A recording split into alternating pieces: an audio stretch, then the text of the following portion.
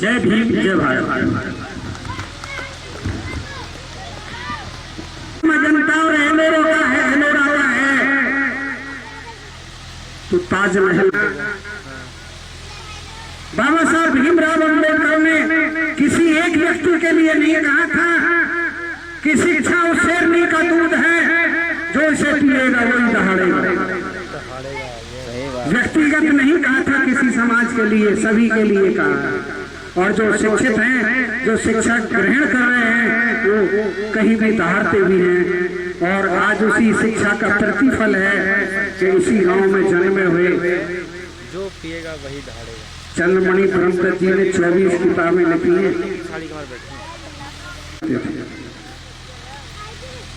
समय नहीं मिलता है ड्यूटी से आदमी को।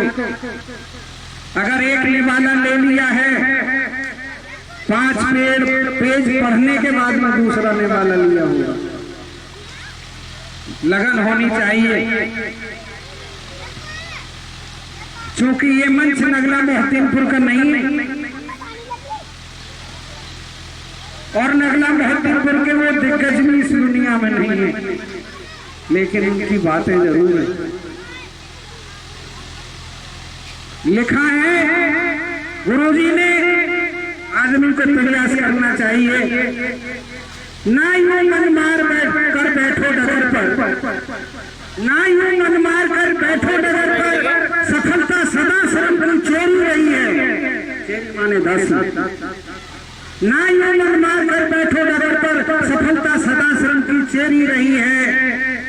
वरना लक्ष्य की औकात क्या है, हमारे ही चलने में देरी रही है। वरना लक्ष्य की औकात क्या है, हमारे ही चलने में देरी रही है। और उसी पावन भूमि से पधारे वर्तमान में नवनिर्वाचित प्रधान रवि कुमार जी को मैं आमंत्रित कर रहा हूँ कि वो अपने मुखारबिंद से आज के इस 22वें शहादत दिवस पर पहली बार पधारे हुए तो अपने जुबान से 2 शब्द कहें।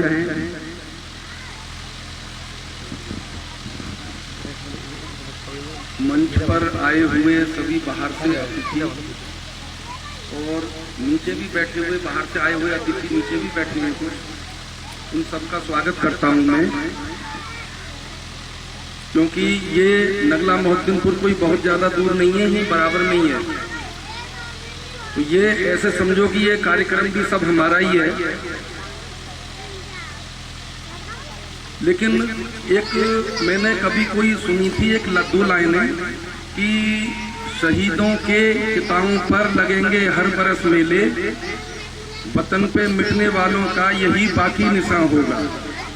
लेकिन मेले में कुछ बहुत कमी नजर आ रही है, ये कारण समझ में नहीं आ रहा। पर चलो जो भी है, जो कुछ आए हुए हैं व्यक्ति, उनका धन्यवाद है। और एक चीज का ध्यान करें, आज मुझे कुछ बात ऐसी याद आ रही है कोई कि हम लोग जो है 100-200 गज का कोई जमीन का प्लॉट खरीदते हैं तो उसकी सुरक्षा के लिए बहुत कुछ 1 इंच जमीन को भी कोई दूसरा आदमी हथियाने की कोशिश करता है तो उसे रोकते हैं हम सब।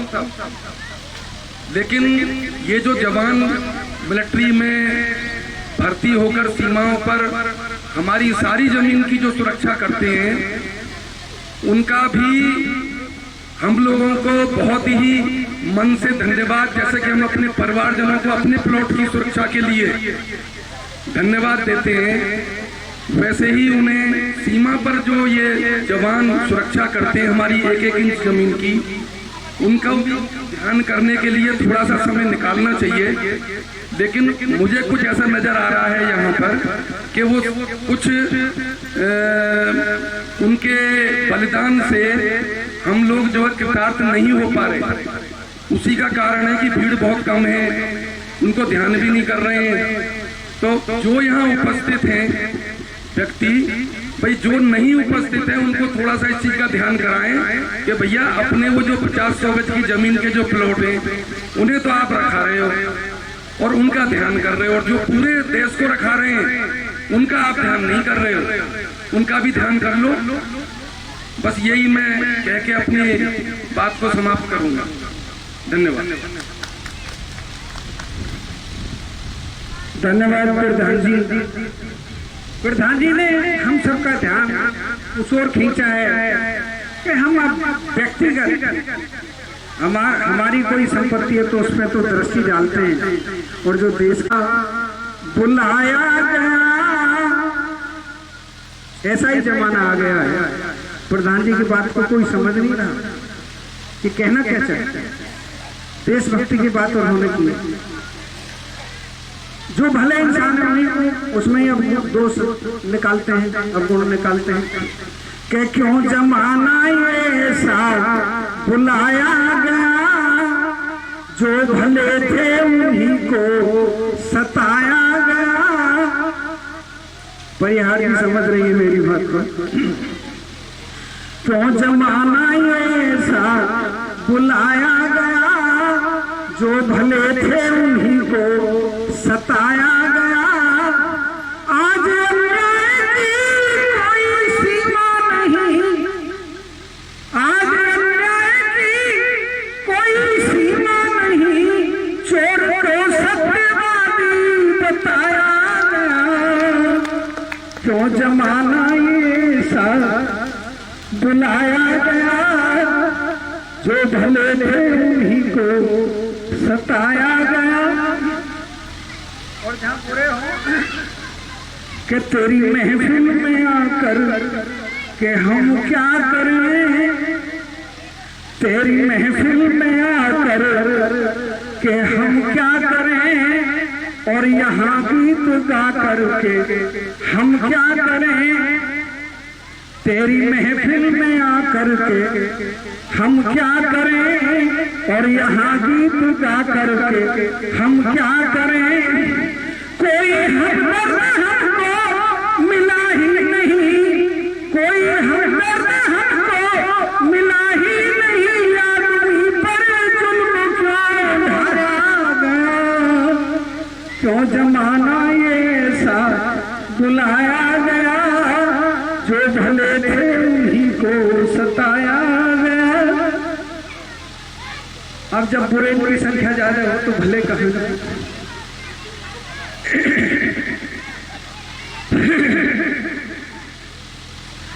कि पत्थरों से ही दर्द, पत्थरों से ही दर्द कहना पड़ा, पत्थरों से ही दर्द कहते हैं, पत्थर दिले तो पत्थरों से ही दर्द कहना पड़ा। आचरणहीन लोगों में रहना पड़ा, आचरणहीन लोगों में रहना पड़ा। शीश काटे जिन्होंने अनेकों यहाँ, शीश काटे जिन्होंने अनेकों यहाँ, उनके माथे पे चंदन लगाया गया। क्यों जमाना ऐसा बुलाया गया, जो भले थे उन्हीं को सताया गया। और जो संपन्न है सुंदरी के हुए दात हैं, यहाँ संत की मेरी बात जो आ रही है कि चर्चा संतों की होनी चाहिए। सीमा परिहार साहब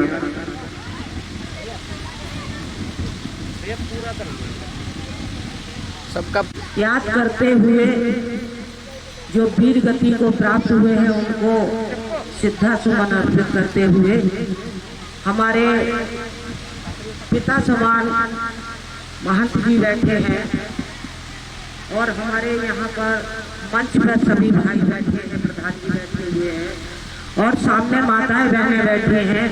उनको मैं सतत नमन करके प्रणाम करते हैं। आज मैं धन्यवाद करना चाहते हैं कैलाश गौतम जी का। कैलाश गौतम जी का फोन हमारे पास 6-7-8 दिन पहले गया था। उन्होंने बताया कि बहन जी खुर्जा में आप बहुत दिन से आ रही हो, लेकिन अब की बार उन्होंने बताया कि हमारे एक भाई शहीद हुए थे, दाता राम जी, उनकी पुण्यतिथि 22वीं साल है, तो बहन जी आप आ जाओ। तो हमने कैलाश गौतम जी को कहा कि वैसे तो नहीं हम आ पाते क्योंकि हम एक जगह पे नहीं रह पाते हैं, ये मेरा दुर्भाग्य मानिए, ये सौभाग्य मानिए। और जिस दिन बात हुई थी उस दिन मैं लखनऊ में बैठी हुई थी, लेकिन मैं अपनी सब काम छोड़ के एक हमारे वीर गति को प्राप्त हुए हैं, देश का नाम रोशन किए हैं, उनकी श्रद्धांजलि में मैं जरूर आएंगे।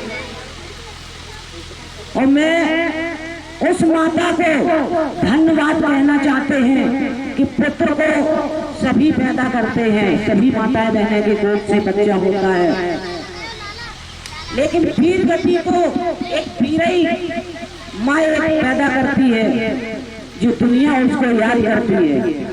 जो धरती पर पैदा हुआ है वो एक दिन जाएगा सभी, लेकिन देश में नाम वीरों का होता है।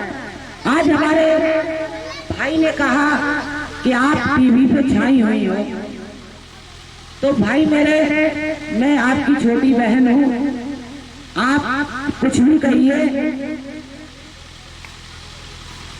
मैं उस गरीब बाप की बेटी हूँ कि हमारे पिताजी के पास में 1 बीघा खेती तक नहीं थी, लेकिन कुछ समाज ऐसा है कि समाज कुछ भी कर सकता है। मैं 4 बहनें 2 भाई थे, लेकिन 3 का नाम क्यों नहीं हुआ? कुछ हमारे गांव में हमारी जाति के ठाकुर समाज से ऐसे दरंदे हुए थे जो 13 साल की उम्र में हमें उनने दस्युओं के हाथों किडनैप करा दिया था।